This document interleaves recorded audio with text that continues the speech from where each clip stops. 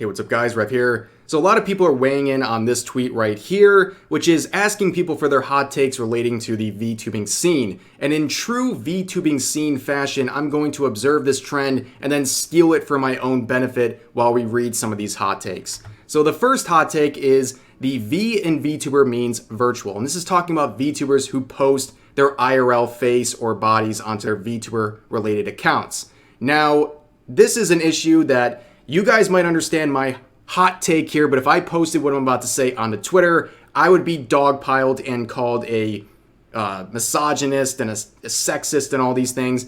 But here's the thing. This is what nobody wants to hear, but a very high percentage of VTubers who post their IRL face on their VTuber related accounts, they are doing it for easy engagement. It is not a secret that posting your IRL self on your VTuber account is an easy way to get likes and new follows. Here's the problem though.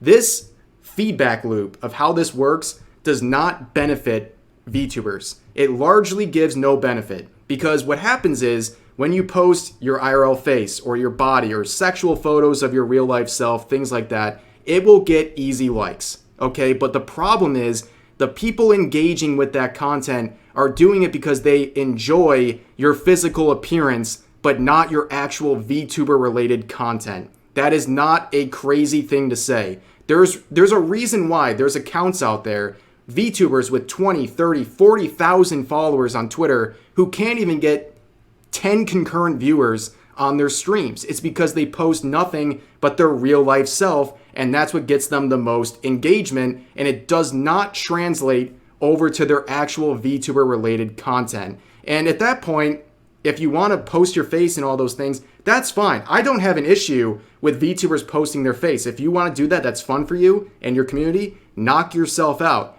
But be wary of the fact that this doesn't always translate into support of your VTuber related content. But moving on, this take says, many of you who are applying to join VTuber agencies are lacking entertainment skills, lacking professionalism and communication skills, lacking professional goals, lacking perspective, and then y'all cry foul plus blame the corpos for unfairness. And this is 100% correct. Now, here's the thing. This tweet style of VTubers getting rejected from an agency or tryout and then immediately complaining about it on Twitter, you are just reminding that agency as to why they shouldn't have hired you in the first place. You are confirming their decision because this has to do with professionalism.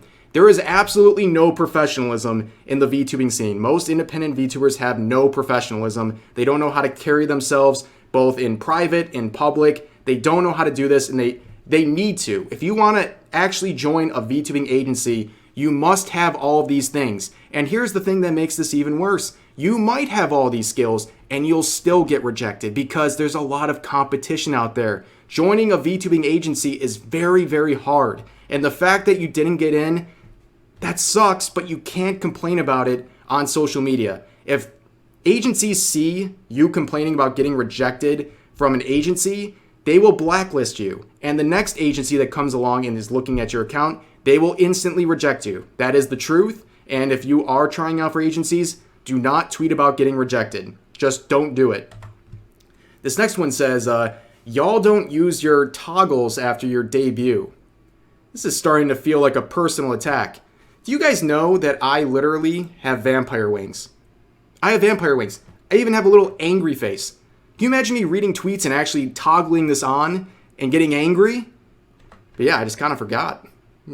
I could go like a year without remembering that. It's a weird phenomenon, but yeah, totally me. Okay, so this next one, we're talking about a take from the VTuber Kyo. You might know his YouTube channel. He covers VTuber-related news and drama, and he has found himself in the unfortunate position of being attacked by a self-described VTuber journalist who is saying that channels like Kyo, who cover news and drama from the VTubing scene, must follow journalistic ethics in their work and that their content is harming the community and all these other ridiculous things that, of course, this VTuber journalist doesn't follow themselves. Now, I can't speak for Kyo, but I can speak for myself as someone who covers VTuber news and drama. I would rather be called a slur than a journalist.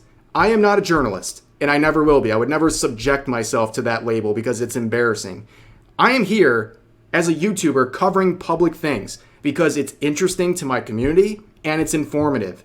And this is from my own experience. It is very true. Anyone who is afraid or tries to silence channels that cover VTuber news and drama, they're doing it because they have something to hide. Why would you be afraid of people talking about public events in the VTubing scene unless you have something to hide? And yes, I think these topics are very important.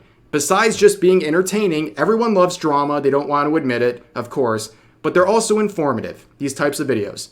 And when something bad happens in the community, let's say predatory behavior, it is important to share that message because despite even very public evidence, a lot of people slip through the cracks in the VTubing scene, okay? They get outed for doing something bad and people just forget about it and they continue on and they snake their way back into the community. Well, it's important to have documented archives like videos covering all these events.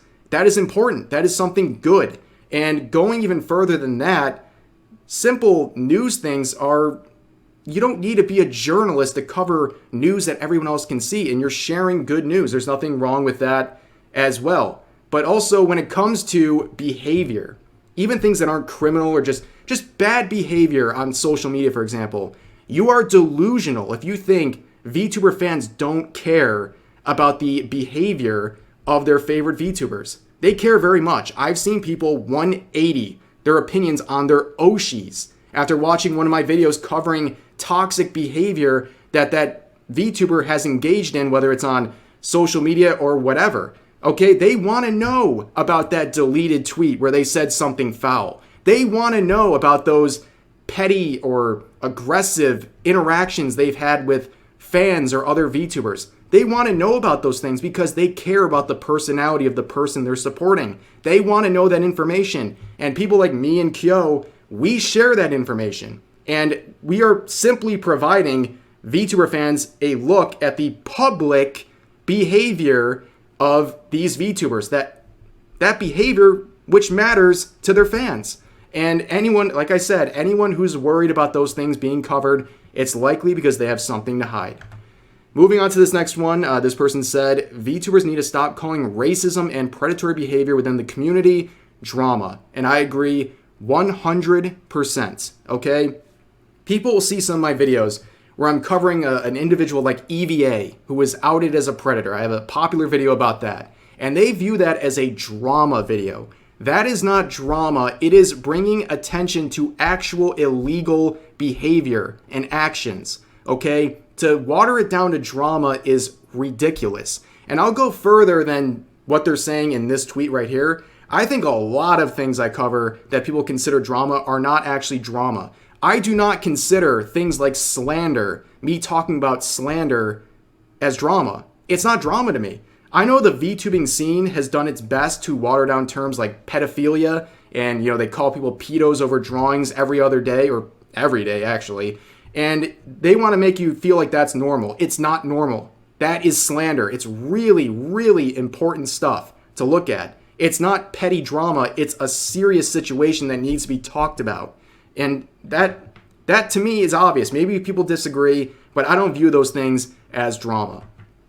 The next tweet says, most of the people offering here's how to grow as a VTuber advice don't know what they're talking about. Stop listening to people with 2K Twitter followers and 3 concurrent viewers about how to grow. If they knew how to grow like that, you'd see it in the numbers on their main platform. I mean, that's a very agreeable take. If they're trying to sell you a guide on how to grow as a VTuber, they need proof of concept. If they can't even prove it with themselves, that's an issue. And also, I will go further with my own hot take here. But when it comes to lewdtubers, a lot of lewdtubers go out and ask for advice. And basically, the proof of concept for some of these people giving advice will be lewdtubers who popped off, okay?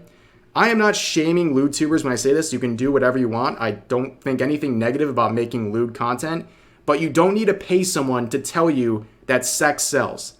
That is a lesson every human being has understood since cavemen were banging sticks on rocks, okay?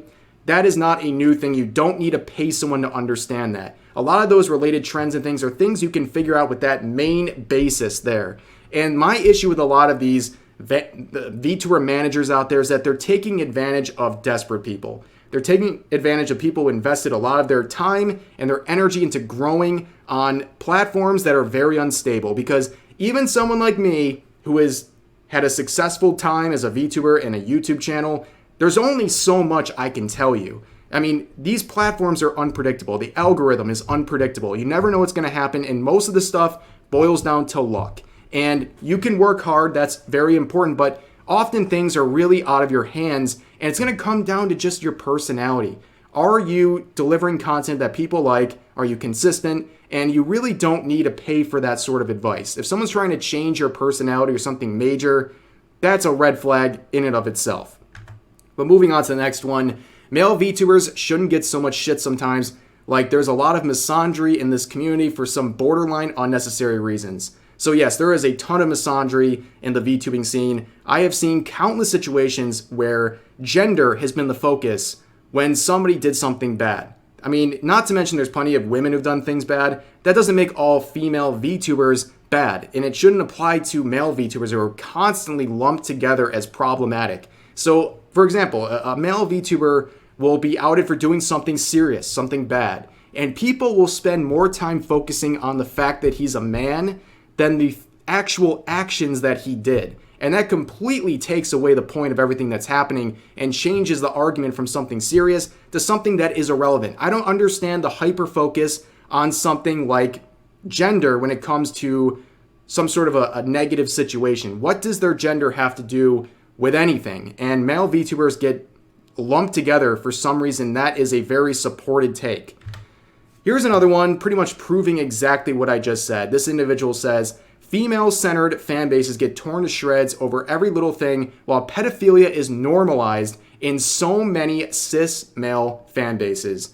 Of course, they generalize and say this with absolutely no proof. They single out cis male fan bases and treat them as somehow different than everything else. They can't articulate why, but they try to by saying that pedophilia is normalized, and basically saying, and heavily implying, that cis male fan bases are normalizing pedophilia with no basis other than just an attempt to attack men.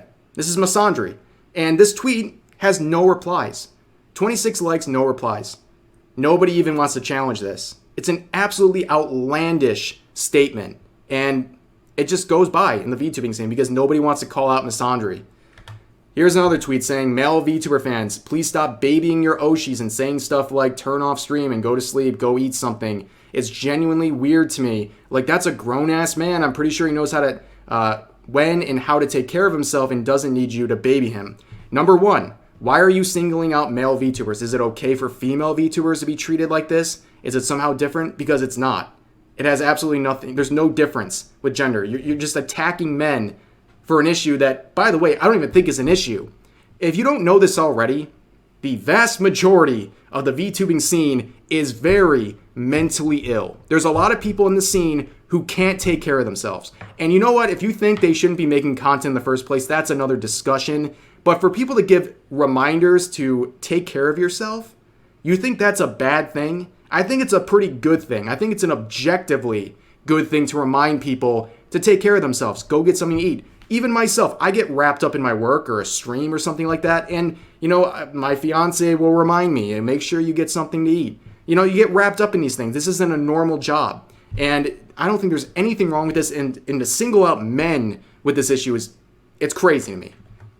Moving on from that, this person said, VTubers that put themselves into debt with getting art and then complaining about how they have no money for food and begging their community to pay for their meals, like, please stop. This happens way more than you think. Especially a lot of vtweeters and pre-debut people, they will spend thousands of dollars on art and then complain about how broke they are. So besides the fact they're not making content and they're paying for more and more art that's not really doing much for their career, there's a lot of people also who will, you know, they'll ask for money and then 2 seconds later they're announcing that they just got another art commission. There's a lot of scams that go on with this kind of stuff. When people are e-begging for money, you have to be very careful, okay? Yes, there's some legitimate cases where something bad happens, but I've seen so many people make dire posts, saying like, emergency, I need food, I'm starving, I have nothing left.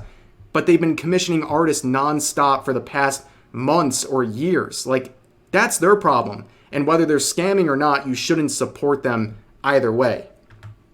This person says, y'all know those VTuber support chain posts just engagement baited you, right? They don't give a flying F about you. Yeah. The vast majority of those, hey guys, post your PNG down below. Let's do a follow for follow. All of those types of posts, they're just engagement bait. They don't actually want to help you, and they probably won't help you if you participate. They're just there to get engagement and to get follows. And a lot of times they'll say like, oh, follow me and I'll follow you back. Let's support each other in the VTubing scene. They won't even follow you back. I mean, there's people who do those posts like every single day, and yet they only follow like 100 people. And if they were, a person of their word, they'd be following tens of thousands at that point. But yeah, those are giant scams. Watch out for them. The next hot take saying multiple day-long subathons/donathons are unhealthy and corrupted the standard for streamers. So many people are pressured around me to build up the stamina for them, and I am genuinely concerned about their health.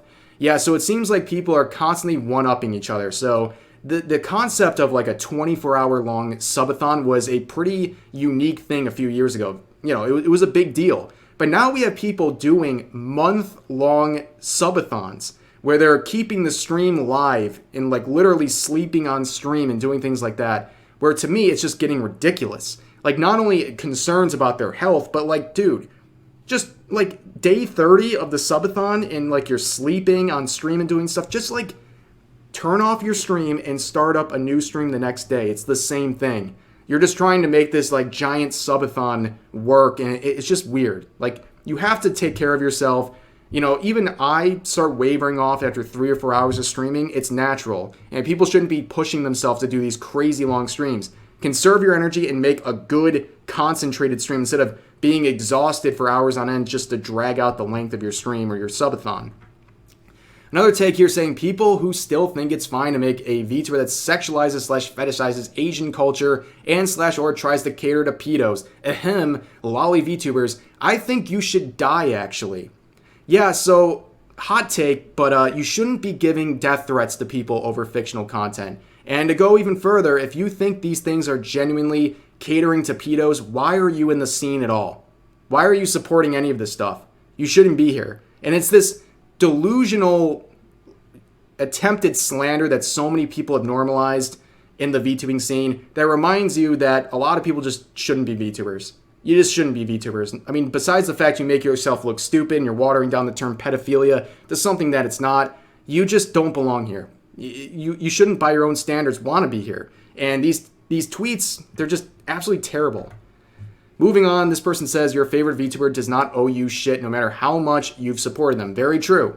I mean, if you go into a stream and you gift 1,000 subs on Twitch, that VTuber doesn't owe you anything. Of course, they should give you gratitude. They should be thankful. But that doesn't mean they're now your circus animal that you control and, they can do whatever they want with the streamer now.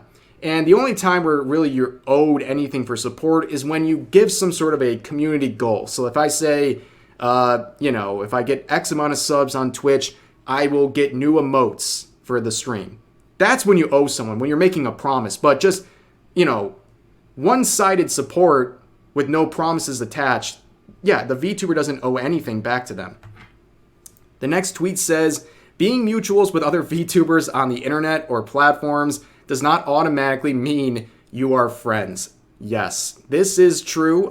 Just because I'm your oomphy on Twitter does not mean I'm your friend. I'm sorry to say it. I may like you, but there have been people in the past who I have been mutuals with on Twitter, for example. People I just follow because I like their content or whatever, and I never actually interacted with them, and they have gone into other spaces and claimed I'm their friend.